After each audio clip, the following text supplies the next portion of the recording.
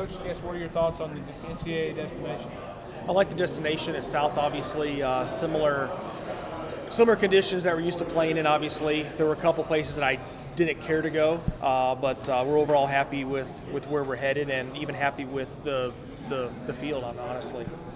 Just describe the ebbs and flows, those late couple days of that Sun Belt tournament, like winning stroke play, but then the way you guys kind of grinded it out to win in match play. The stroke play portion, I don't want to say it came easy because golf, nothing is easy, obviously, and we didn't play that well, obviously, those last 2-3 events of our spring. So, going in, I felt good about it. I liked where we were at. I liked the 10 days, week and a half of prep leading up to it, and then we came out, played well that first day. Second day, played even better. So I'm like, okay, now we've got a little momentum going. And I always told the guys, it just takes 18 holes to change the entire course of your season. So obviously we got that out of the way the first round. And then I think halfway through that third round, really figured out that we had that one seed locked up to where at the end of that day, you're happy that you were able to secure that and you played really good golf for 3 days. But then that doesn't mean anything going into the next day because you've got match play, and anything can happen in match play.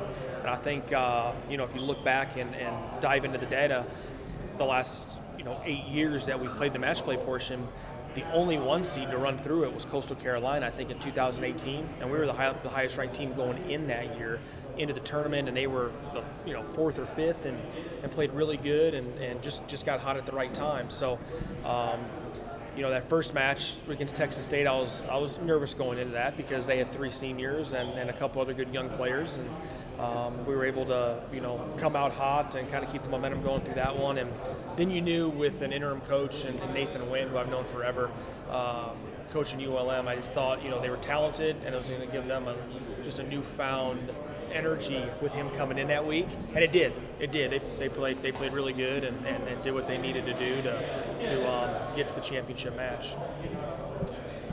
His third NCAA bid, like 5 Third NCAA bid in 5 seasons with the NIT last year. So yeah, it says a lot about where the program is.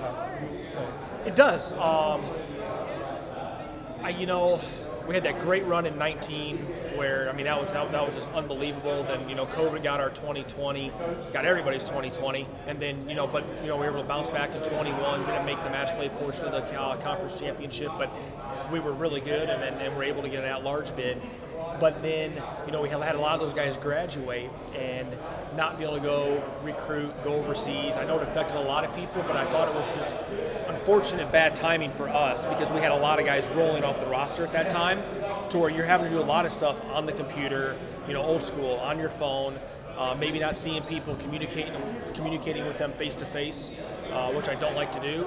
And, we still had solid seasons the last 2 years, but they weren't kind of what we had going for that 2-3 year run.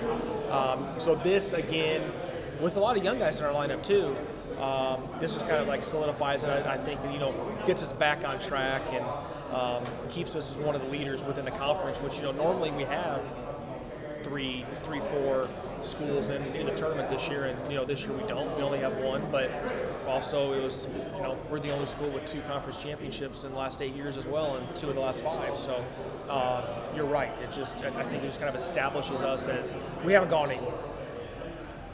Schmidt has had a really good season. Just describe, what do you feel like he's really improved on the most on the course from the beginning of the year?